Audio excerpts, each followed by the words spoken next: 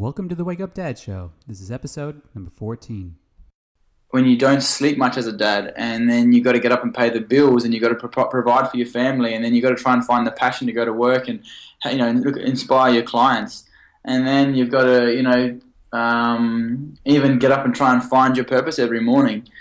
It's just every single one of those. If I'm having a weekday or an off day, you think, gosh, I'm struggling here, and I just can't be bothered to do this again. And is it kind of almost a bit of that? Sometimes you feel like as if it's on that same old cycle of going, okay, yep, here we go again. And Wake up,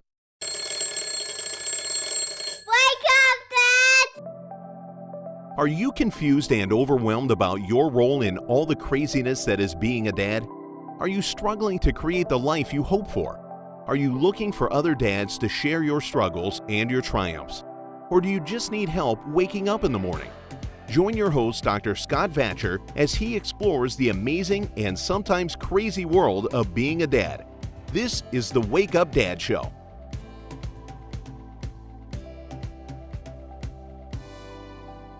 Hello, Dad, and welcome to another episode of the Wake Up Dad Show. I'm your host, Dr. Scott Vatcher, and on today's episode, I have a very special guest. His name is Dr. Sam Floreani. He's an international speaker, a vitalistic expert, a happiness guru, and a dad joke extraordinaire. I'm totally looking forward to some of these dad jokes. He's the creator of an awesome program called the Innate Summit, and he has two kids, Charlie and Felix. Welcome to the show, Sam. thank you very much, Scott. It's great to be here. Thanks for the invite. Not a worry. I'm glad to get you on the show. Very, very quick. We decided we were going to do a show, and a half hour later, we're recording it. So that's awesome. I like people who get shit done. Yeah, otherwise we put it on the back burner, and it becomes a good idea, and then a good idea becomes a thought, and all of a sudden it's one of those things we talk about over a beer in 3 months' time. We haven't done yet, so just thought let's get it done. Absolutely. And I think that's a good lesson for people that, straight off the bat, there's a knowledge bomb right there. You got an idea, act on it, get it done. So, Sam, get us started on today's journey of this podcast by telling us a little bit about how you became a dad, what your story is about the dad that you are today. Okay, well, how I became a dad, I'm pretty sure most of us know the very starting process of becoming a dad. It obviously starts off with a loved one, and that's an enjoyable bit of period. But the reason why I am a dad is because I've always loved kids. Me and my beautiful wife, we went overseas for a honeymoon, and then 5.5 years later, we stayed over in Europe. We never came back. And whilst over there, my dad said to me, so you're going to go to Italy and learn the language and start a chiropractic business and have some fun over there. And how long are you going to go for? And I can remember saying to him, I have no idea. It could be 6 months, and we could come back here with our tail between our legs, or I could go overseas, fall in love with the language, the food, and come back to Australia with in 5 years' time with 2 kids.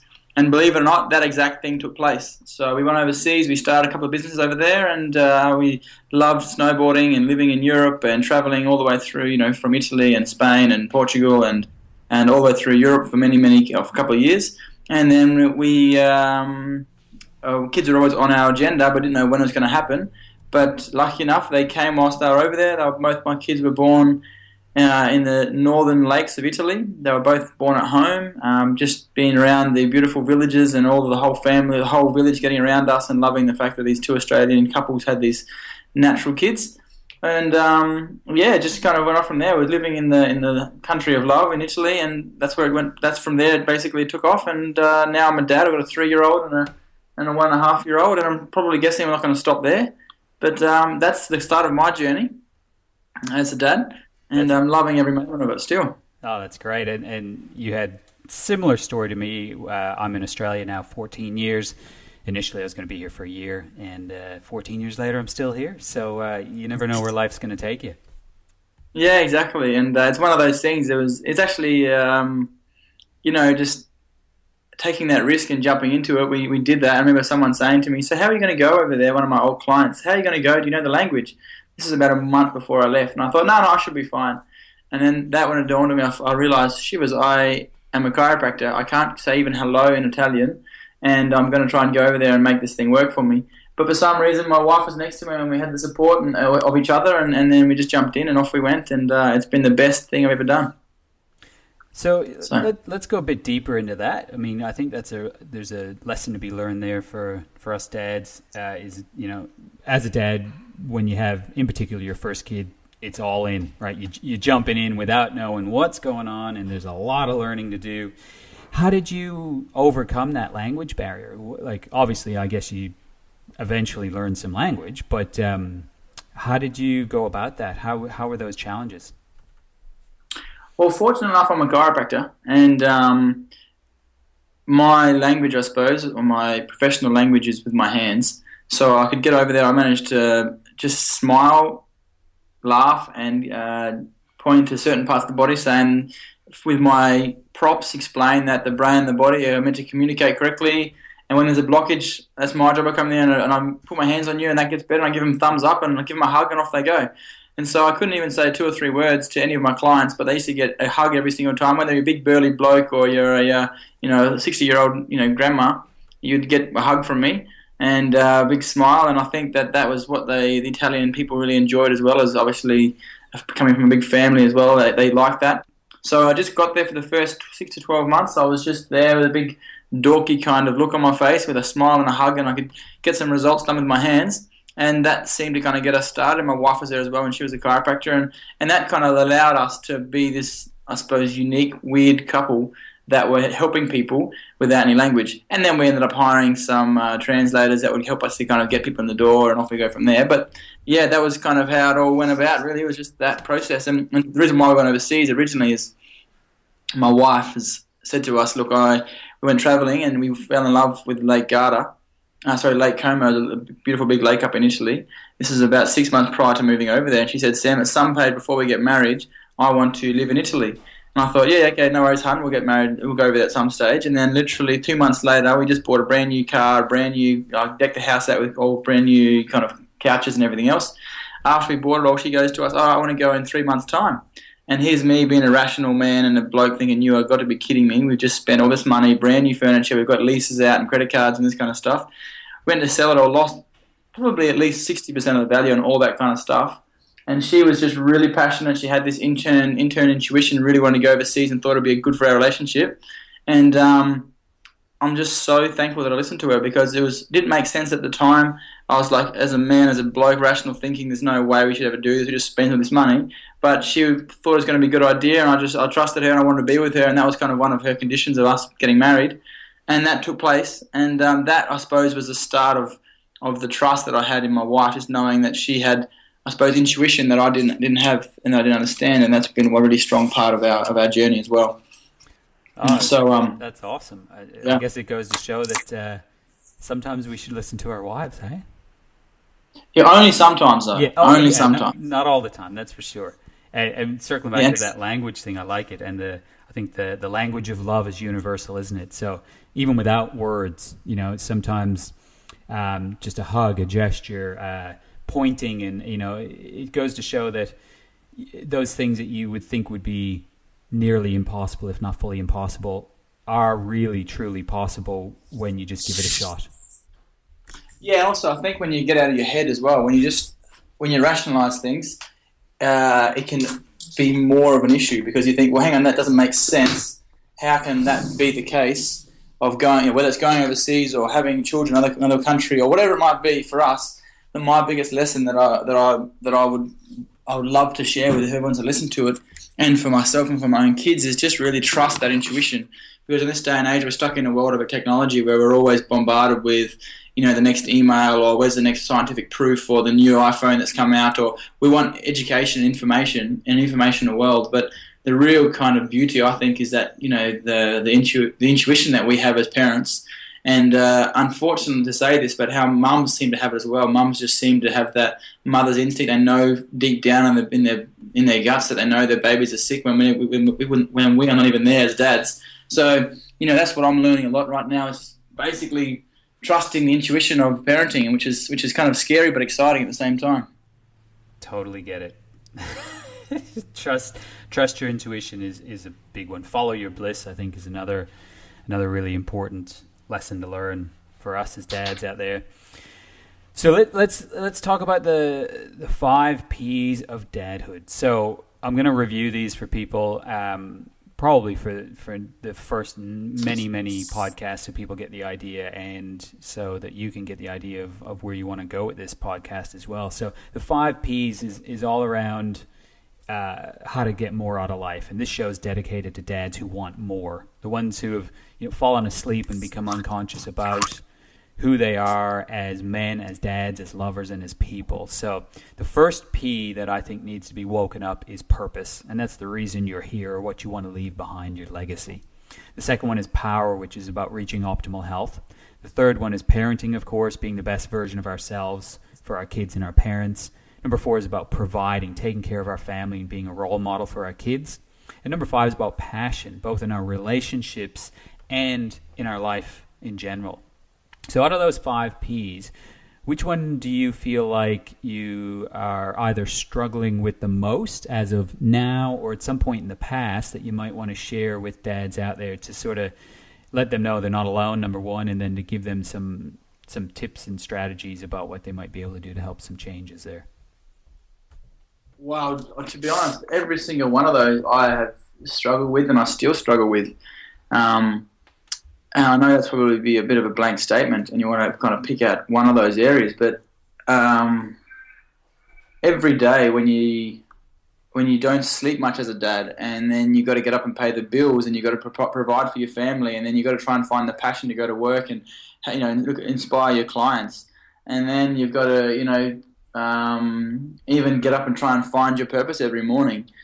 It's just every single one of those. If I'm having a weekday or an off day, you think, gosh, I'm struggling here, and I just can't be bothered to do this again. And is it kind of almost a bit of that? Sometimes you feel like as if it's on that same old cycle of going, okay, yep, here we go again. Am I going to be able to watch that one film, or am I going to have that spare bit of time with my partner and go off to the movies and spend that time, with her, or am I going to be able to make love to my wife for the next 2 weeks, because right now we've got so much on our plate. So to be really honest, I think all 5 of those areas are just so important, and I have definitely struggled with all of them. But what I would like to say for my own self is just having the simple little nitbits on a day-to-day basis to get you on a plan. Whether it's going to be, I'm going to get up in the morning and do some gratitude notes, or my purpose is just spending some time realizing how beautiful my kids are. And then once just having those 2 or 3 things, when time does get tough and you have got to pay your parking fine, and you come home and you're pissed off because you haven't, seen your partner, and she's pissed off with you because, she's had kids kissing and vomiting over her, and she's been doing her thing all day. And then just stopping and going, okay, let's just stop and breathe right now. We understand, well, life is full, life is busy. But let's just reflect on how awesome we do have it, and then let's just reconnect with our why, or our purpose, as you said before, and then from once you're finding your purpose, and then you think, okay, so now I've got my purpose back, where I've got no power right now because I'm struggling, because I haven't slept and because I haven't had a holiday for a certain period of time. So how can I get my power back? All right, now I know in the past my power comes from eating good foods and going to the gym and maybe whatever else, maybe even going out with the boys, having a few beers with the boys, just to have a bit of relax.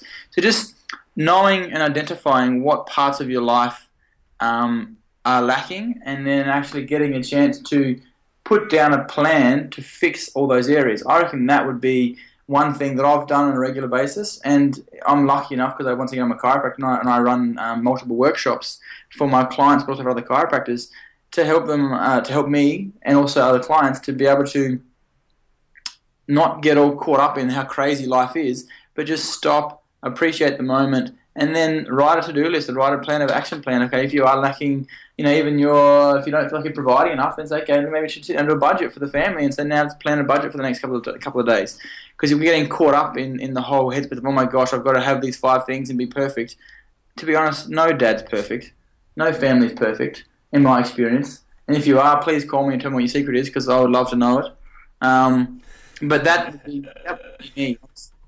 If I'm not sure if that's what you wanted me to go down, Scott, but no, it's absolutely brilliant. And of the interviews I've done so far, essentially everyone, for the most part, has said the exact same sort of situation where they've struggled with all of those to one degree or another at some point or another. And I think that just helps us out there as dads.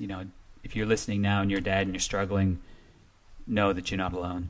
You know, people who look like they've got it together, you know, us as professionals out there and etc. Man, it's tough. There's a lot going on. There's a lot of moving pieces, and sometimes things fall apart, and that's okay, because that's part of the journey. It's how we grow. Yeah, and one thing I suppose I'd like to add to that as well is, if someone said to me, so where do you start? Right now I'm feeling like I've just had my world rocked, and I find it hilarious seeing new dads that are, you know, having that all excitement. They're kind of freaked out the week before the baby's due, and they've bought the nappies, they've got the place, the baby split room all ready to go. They have us all freshly painted and stuff, and then you see them 2 or 3 weeks after the birth, you try and take them a present, and their eyes are just so bloodshot, and they're just like, in the headlights, and they're like, what have I just got myself into? You know, but they, at the end of the day, they have just got, I heard a beautiful Italian quote that basically says, the birth of a child, birth of the first child isn't actually at all the birth of the first child, it's the birth of two parents. And because, you know, I remember before I was born, my brothers were telling me, oh yeah, you know, it's, I remember when Willem pooed on me, or when, you know, Isabella did this to me. It's like, if someone pooed on me, I would punch him right in the nose.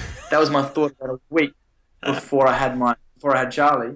And then when Charlie was born, I remember being on the phone to her saying, oh, she's so cute, she just pooed on me. Yeah. And it's like, oh my gosh, literally 10 days prior, I would have punched someone for doing that, and now I'm in love with this thing that just pooed on me. You know, so there's definitely, it's like a brilliance that takes place that, you know, happens. That happens, you know, and that's, I reckon, just getting out of your head and just appreciating that nature knows best. You know, you have got the goods. You manage to be able to have that magic to start the baby being developed, and then you know, it's all going to be perfect. So just enjoy the ride, enjoy the process, and then and just trusting in that internal brilliance of the body, which allowed, first of all, the baby to be born, and then second of all, that allows your princess or your prince to think that you're the best and coolest thing ever. You are Superman, you are Prince Charming, you are everything to your child, and you don't need to do that. They just have an internal love for you, and just be with that and stay in that moment.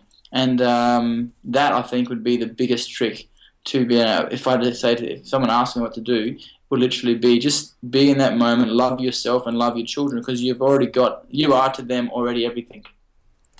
So I'm going to put you on the spot. Can you say that quote in Italian? Yeah.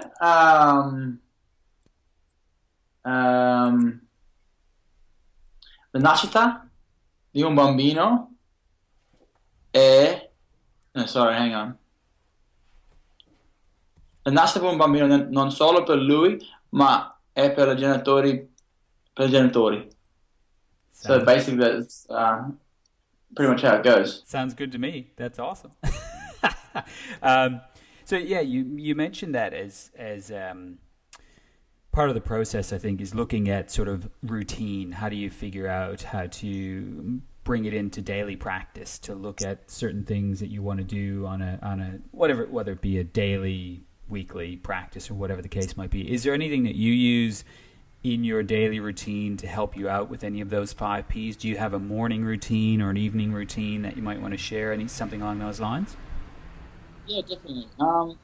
Probably apart from my wife and my 2 children, the most important asset that I have is my little diary. And whether it's if you love technology, that's fine, use that. But I've got they call moleskins in Australia, like a little moleskin diary thing, journal thing. And every single morning, I would get up in the morning and do at least a 7-minute meditation.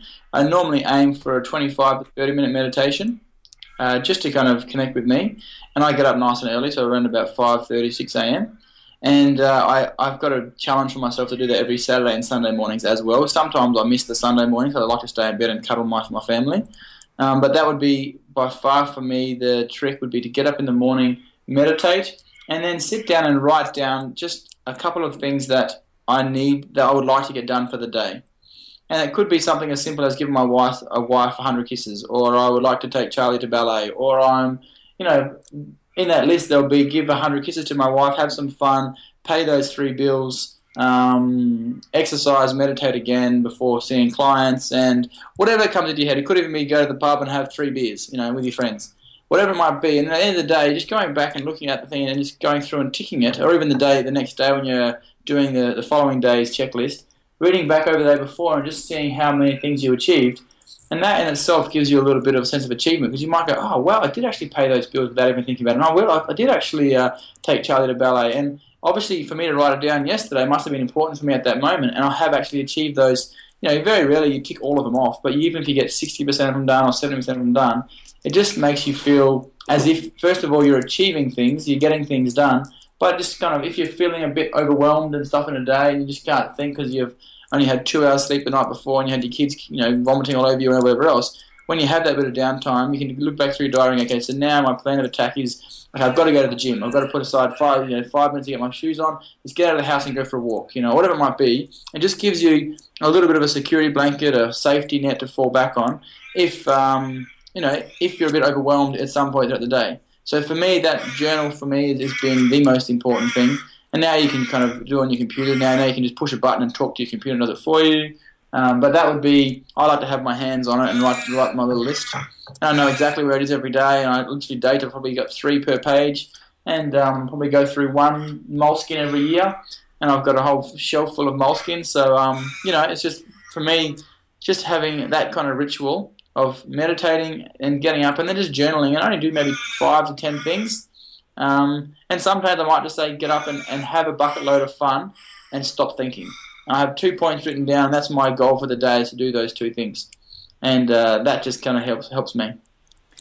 And I'm exactly the same way. I've got, at any given time, probably 3 to 4 diaries going for different scenarios. So it's, if you haven't listened to the podcast just a few episodes back on purpose, I believe it's episode number 3, go back and have a listen to that. I break down how to utilize goals and visions through 25-year, 10-year, 5-year, right down to a daily breakdown. So, along the same lines as what Dr. Sam was just talking about, have a listen to that episode too, because there's some really good gems in there on how to break it down properly. And I use an app as well called Way of Life. So I'll put that into the show notes page as well, which is a really cool way to really sort of make habits part of the process. So breaking it up into a daily routine is a fantastic thing, and then utilizing that app is a great way to get habits on the go as well.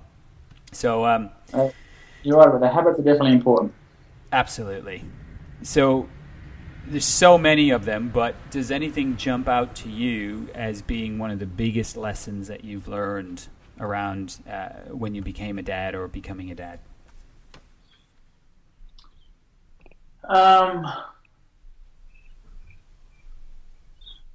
I would say right now, just the one that's sticking at me is turn off my iPhone. Mm-hmm. Or put it aside. My iPhone broke the other day, and I had to get it fixed, and it was 1.5 days, 2 days without my iPhone. And I spend a lot of time. By the time you have your emails and you have your social media kind of campaigns, if you're doing those advertising, and you can pick up your phone and hit 4 or 5 applications, and every single hour they're updated with more crap on them, basically, and it almost deters you away from being present. And when I had that phone broken for a little bit of time, I was like, wow, I'm actually loving looking back and seeing my kids in the rear vision mirror driving the car, and I'm loving the fact that I can pick them up and I don't need to worry about my phone. I can't do a social media post, or I can't do that phone call can wait, and everyone knows my phone's off a couple of days. So just having my phone off and even not taking it with me to the shops, I was like, wow, I can actually turn around, and even when Charlie's at ballet, rather than her or Felix swimming, when you're in the pool, you obviously having your phone, so you're loving that period of time, but watching Charlie do at ballet, see how she interacts with friends and kids and whatever else, and then see how other mums or dads are loving their kids at that moment, you just think, these things are going to happen so quickly, and usually I've got my head buried in my phone. And that's okay. I've got to have time for business and I've got staff to pay, and I've got to pay bills and everything else like most people. But when I'm with sometimes when I'm with the kids, I just even tickle time. Charlie comes home and Dad's home. It's tickle time. Tickle monster's here. Just leave your phone there and just go and spend half an hour tickling them, and they just love that to bits. So, and I've had a few times where I've, Charlie Felix walk, for example, for the first couple of times, and my wife's like, Sam, what are you doing? And I'm looking at my phone, doing something, playing or doing something on the phone, and I missed something as simple as a couple of steps or, a big smile. The way his first couple of words to him, he's saying, Daddy, Daddy, Daddy. And before I couldn't understand what he was saying because it wasn't coming out smoothly and crisply, but I just thought he was mumbling again. But it wasn't actually the case. He was talking to me. And he looks up at me, put your phone down, you look into his eyes and think, wow, this kid is so in love with me. And I'm just sitting on my freaking telephone. So my big lesson, even just talking about it now, I feel like a bit of a douchebag. But, that would be something that would be my biggest challenge right now is just putting down social media. Or putting down TVs, remote controls, just because I'm a bloke and, big lights kind of attract me. Whether it's, if you're in Las Vegas or at the casino or, on TV or on your telephone, like a butterfly, I'm drawn to bright lights. So if you can put it in my hands, I'm going to look at it. I'm laughing because, I agree with the whole thing. And as blokes, we like bright lights and we like gadgets and games. Yeah, totally. And just stuff, and I think that's okay as a dad, but no, that's a huge lesson and I'm fully guilty of it as well as far as just being present. I think that's the easiest way to say it. And it doesn't have to be for that long. Like, I think if you're fully present, 5 minutes to a kid feels like a lifetime. So instead of wasting time with being half into your iPhone and half into your kid for an hour and then realizing you didn't get anything done in any way, I set my timer on my phone when I know there's things I need to get done, but Rory, my kid, wants some real time with me. I go, okay, let's set the timer. And I get, I take it out and I let her choose the times, sort of. She'll throw it to 3 hours. And I go, no, okay, let's dial it back to 5 minutes or 10 minutes or whatever. And then she presses start. It's like, okay, let's go. And boom, we're on for monsters. She loves monsters at the moment. I just chase her around the house and pick her up and throw her around and all of that. But timer goes off and she knows that, okay, time for Daddy to do some work. So, that works really well for me anyway. Hopefully, that might work well for somebody out there as well. Yeah, definitely. And time passes so quickly for them. So they, every hour they seem to be a different person. So just that monsters or tickle monster, whatever it might be, it's such a beautiful thing. I'm seeing all the punks now, my brothers, all my nephews that are all in their 15, 16, 17. And I think they're going through their period of different journey and different life lessons as well, and how important having their dad there to talk about, girlfriends and boyfriends and all that kind of stuff is. So every chapter is going to be different, and I would hate to turn around in 50 years' time and say, gosh, I don't even remember seeing my kids. So, yeah. Fully agree. So if you had 2 minutes in front of a room of 1,000 dads who were fully attentive, all their iPhones were turned off, there were no bright lights except for shining on you, what would be your greatest wake-up dad message to them? Something that something that would hit home in like a 2 minutes or less sort of scenario.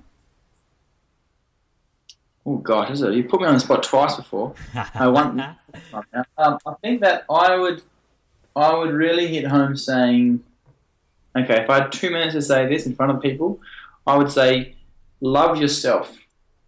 Just make sure that you are the best version of you that you are proud of, because the kids are already going to love you no matter whatever you do, whether you're an idiot or whether you're a great dad. The kids are going to love you. So if you love yourself and you are totally happy with the person that you can see in front of the mirror, and not because you've got a six-pack or bulging biceps, but you're actually loving the person that you are, then I think that would be the best lesson that the kids are going to be able to take home, because then they're going to be able to, they know they can put their energy in there. If they are uncomfortable or they're feeling a bit overwhelmed, they're going to look up to their dad because their dad's their mentor, he's their hero, he's their leader.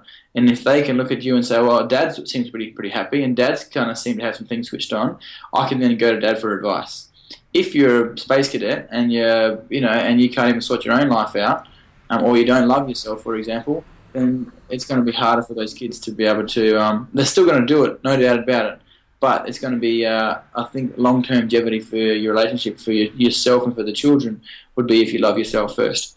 So just spend time learning how to love yourself. That's not to be selfish. It's just spending this time being disciplined. Those 10 beers might not be as ideal for you. Maybe have 5 beers and then go to the gym one of those times. Or do some meditation, or have a green smoothie every now and again, or, get adjusted, or, do some yoga, or whatever, do your goal list. Just do some stuff to do whatever it takes to just make sure that you are the person that you love in front of the mirror and appreciate how awesome your body is. And then I'm sure that will then bounce back, as then the kids can look up to you as a role model. And, that's the whole reason I created this podcast in the first place, because I think we can get lost as dads. And I think it's a really important take home there to say, take care of yourself, because you're the only one that can do that. As much as you think that other people might be able to take care of you, sometimes that's not the case. You're the only one that can take care of you. So by doing that, first you create a role model for your kids. And by doing that, I think your kids will be much better off in the end. It's a great message there. Do you have an app or a book or an audio book or a gadget or a game or an exercise routine or an author or something that you're just loving at the moment?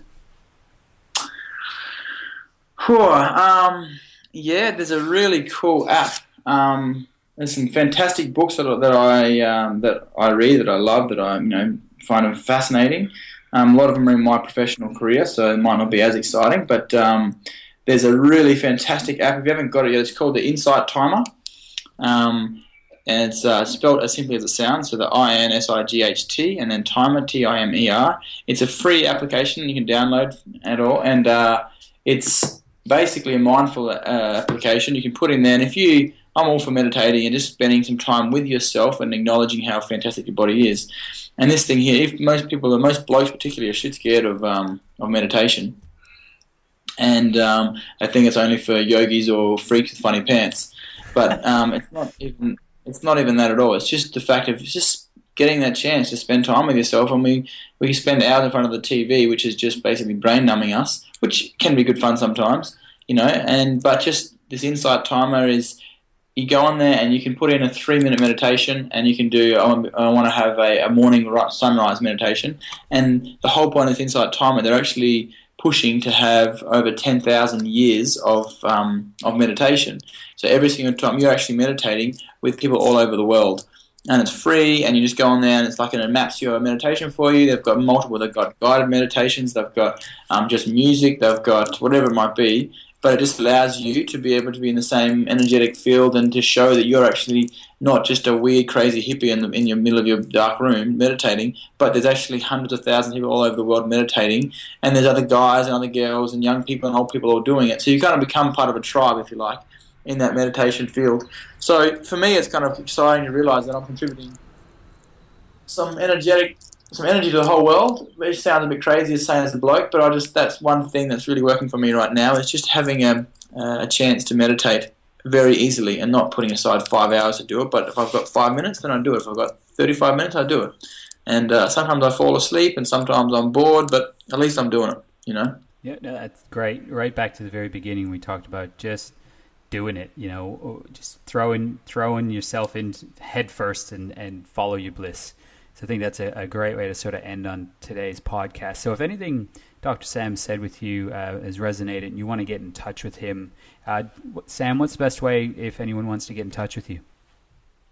You can probably email me, probably the best. Yep. And my email address is Dr. Sam, Dr. Sam, at theinnatelife.com. And the innate life is just so it's THEIN, then the number 8, and then life, LIFE.com. Fantastic. Thanks again for that awesome discussion, Sam. Check us out on the website, www.thewakeupdadshow.com. Go to iTunes, give us a rating so we can reach more dads. My email is drscott@thewakeupdadshow.com if you want to get in touch with me about anything. And thanks again, Sam. Hey, before you go, though, you did promise me one thing, though. Oh, yes, absolutely. Thank you for reminding me. What is... That's okay.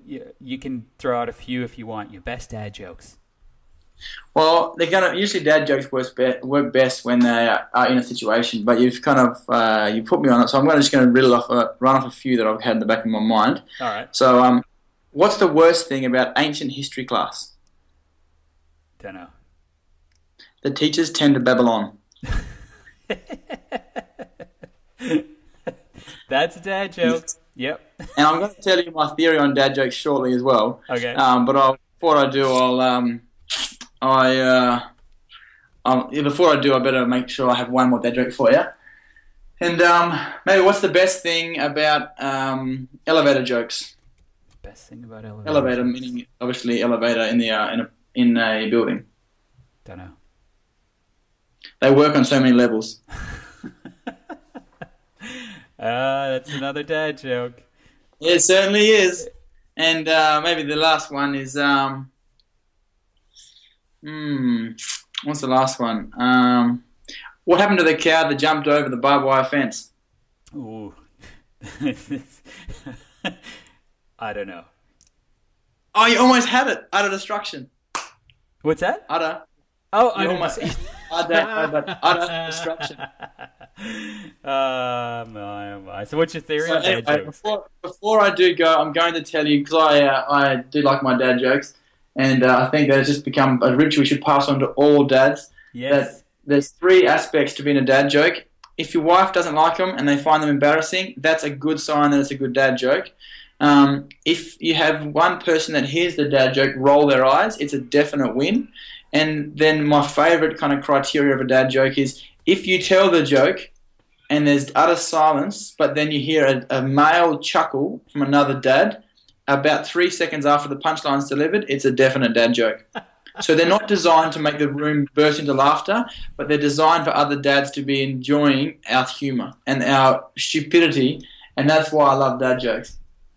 And those 3 criteria are spot on. I would fully agree with you. That's awesome. Thank you. Well, thank you very much, Scott. I'm glad that I can manage to get there. I've got multiple more, but I'll leave that for the next podcast. Yes, yeah, we'll get you on again, and maybe we'll have just like a stand-up comedy podcast or something. Just a dad joke session of all the dads that have been on this podcast. I'd love to have a dad joke off. A dad joke off. I like it. I'll keep that in mind. Maybe a Facebook competition. Nice.